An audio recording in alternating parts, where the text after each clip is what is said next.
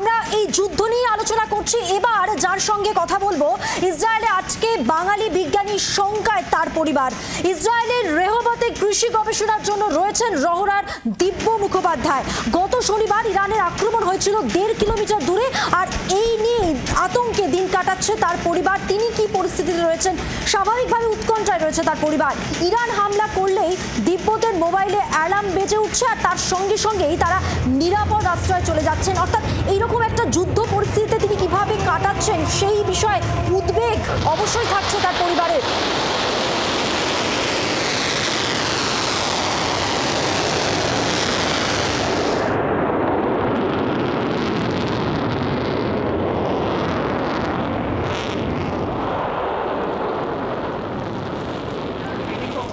আপনাদের দেখাচ্ছি বাঙালি বিজ্ঞানী ইসরায়েলে যিনি আটকে রয়েছেন তার পরিবারের সদস্যরা কতটা উদ্বেগের মধ্যে রয়েছেন। ইসরায়েলের রেহবতে কৃষি গবেষণার জন্য রয়েছেন রহরার দিব্য মুখোপাধ্যায়।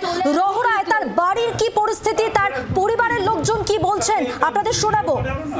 সরাসরি সেখান থেকেই রয়েছেন আমাদের প্রতিনিধি বরুণ সেনগুপ্ত। বরুণ, স্বাভাবিকভাবেই উৎকণ্ঠায় দিন কাটছে পরিবারের সদস্যদের।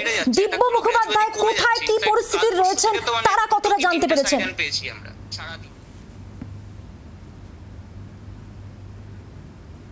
একেবারে তাদের সঙ্গে কিন্তু রীতিমতো দুবেলায় কথা হচ্ছে যতক্ষণ গবেষণার কাজ চলছে। তাছাড়া অন্যান্য সময়, যে সময় তিনি রেস্ট পান দিব্য, সেই সময় কিন্তু পরিবারের বাবা মা প্রত্যেকের সঙ্গে কিন্তু তারা কথা বলছেন।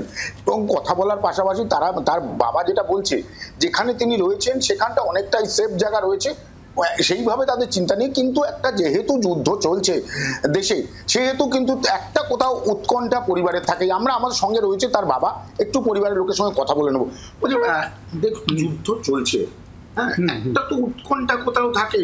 এর আগেও সে চলে এসেছিল, মানে একটা গাজার যুদ্ধের সময় একটা উৎকণ্ঠা তো কোনোখানে থাকে। ডেফিনেটলি আছে, উৎকণ্ঠা তো আছে।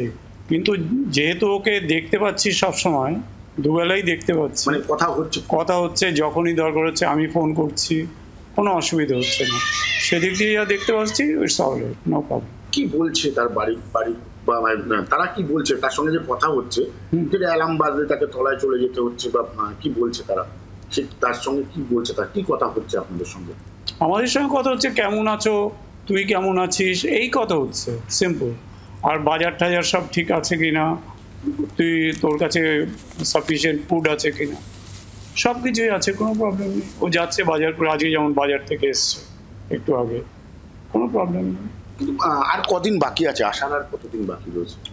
ওর একটু ডিলে হবে এখন, যেহেতু ল্যাবে যেতে পারছে না, অনলাইনেই কাজ করছে। ল্যাবে তো যেতে হয় সঙ্গে, ল্যাবরেটরিতে যেতে পারছে না, ওই জন্য ডিলে হবে একটু, হয়তো মাসখানেক ডিলে হবে। আরো ডিলে হতে পারে। আপনারা কি চাইছেন এই যে যুদ্ধ, এই যুদ্ধ থামুক?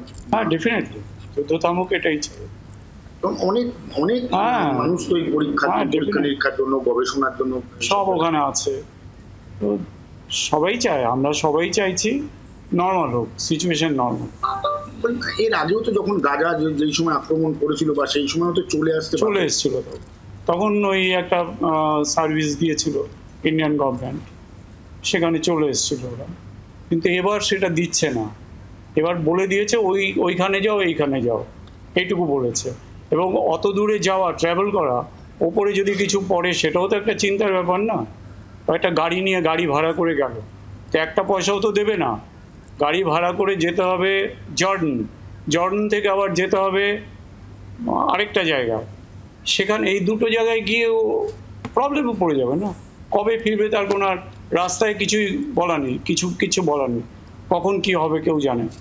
এটা নিয়ে তো একটা উৎকণ্ঠা, এইটা উৎকণ্ঠা। এবং ও সিম্পল বলছে, আমি এখান থেকে যাব না, শেষ করে আসবো।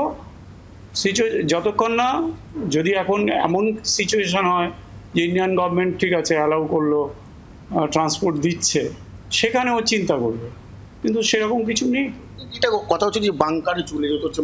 বাংকার নয়, ওদের একটা সেফ জোন আছে, মানে প্রত্যেকটা বিল্ডিং এর নিচে, বড় বিল্ডিং এর নিচে একটা সেফ জোন আছে। অর্থাৎ সমস্যা হলে, উত্তেজনার পরিস্থিতি সৃষ্টি হলে সেফ জোনে পৌঁছে যাচ্ছেন তারা।